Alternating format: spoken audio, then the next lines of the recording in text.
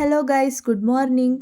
ನಿನ್ನೆ ಎಕ್ಸಾಮ್ ಮುಗೀತಲ್ಲ ಅನ್ನೋ ಖುಷಿಗೆ ನೆಮ್ಮದಿಯಾಗಿ ಮಲ್ಕೊಳ್ಳೋಣ ಅಂತ ಹೇಳ್ಬಿಟ್ಟು ಮಲಗಿದ್ದು. ಇವತ್ತು ಲೇಟಾಗಿ ಎದ್ದು ಕೆಳಗಡೆ ಬಂದು ನೋಡಿದ್ರೆ ಇವತ್ತು ವಾರ ಅಂತ ಹೇಳ್ಬಿಟ್ಟು ನಮ್ಮಮ್ಮ ಮನೆಯೆಲ್ಲ ಕ್ಲೀನ್ ಮಾಡಿ ಪೂಜೆ ಸ್ಟಾರ್ಟ್ ಮಾಡಿಬಿಟ್ಟಿತ್ತು. ನನಗಂತೂ ತುಂಬ ಹೊಟ್ಟೆ ಹಸ್ವಾಗ್ತಿತ್ತು. ಆದರೆ ಪೂಜೆ ಮಾಡ್ತೀರಾ ಅಮ್ಮನ ತಿಂಡಿ ಬೇಕು ಅಂತ ಕೇಳಿದ್ರೆ ಅರ್ಥ ಆಯ್ತು ಅನ್ಸುತ್ತೆ. ನಾನೇ ಏನಾದರೂ ತಿಂಡಿ ಮಾಡೋಣ ಅಂತ ನೋಡಿದೆ. ಆದರೆ ನಮ್ಮಮ್ಮ ದೋಸೆಗೆ ಹಿಟ್ಟನ್ನ ರುಬ್ಬಿಟ್ಟಿತ್ತು. ಅದಕ್ಕೆ ಈ ಶೇಂಗಾ ಬೀಜನ ಸ್ವಲ್ಪ ರೋಸ್ಟ್ ಮಾಡಿಬಿಟ್ಟು ನಮ್ಮಮ್ಮ ಹೇಳ್ಕೊಟ್ಟಿದ್ದ ಚಟ್ನಿನ ಮಾಡಿದೆ. ಆಮೇಲೆ ಪ್ಲೇಟಿಗೆ ಬಿಸಿ ಬಿಸಿಯಾಗಿರೋಂಥ ದೋಸೆ ಮತ್ತು ಚಟ್ನಿನ ಹಾಕೊಂಡೆ. ಚಟ್ನಿ ಅಂತೂ ಸೂಪರ್ ಆಗಿತ್ತು, ಯಾಕಂದರೆ ನಾನು ಮಾಡಿದ್ದಲ್ವಾ.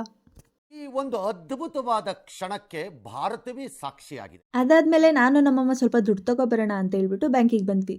ಅಲ್ಲಿಂದ ಬಂದಾದ್ಮೇಲೆ ಸಿಕ್ಕಾಪಟ್ಟೆ ಜೋರಾಗಿ ಮಳೆ ಬರ್ತಾ ಇತ್ತು. ಅದನ್ನು ಎಂಜಾಯ್ ಮಾಡಿಕೊಂಡು ಸ್ವಲ್ಪ ಹೊತ್ತು ಮಳೆಯಲ್ಲಿ ಆಟ ಆಡ್ತಿದ್ದೆ. ಇದೆಲ್ಲ ಆದಮೇಲೆ ಸಂಜೆ ಸ್ನ್ಯಾಕ್ಸ್ ಅಂತ ಹೇಳ್ಬಿಟ್ಟು ಕಾಫಿ ಜೊತೆಗೆ ಚರ್ಮುರಿ ಮಾಡ್ಕೊಂಡು ತಿಂದ್ವಿ.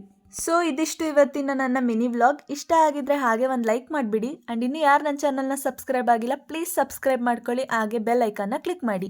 Thank you for watching.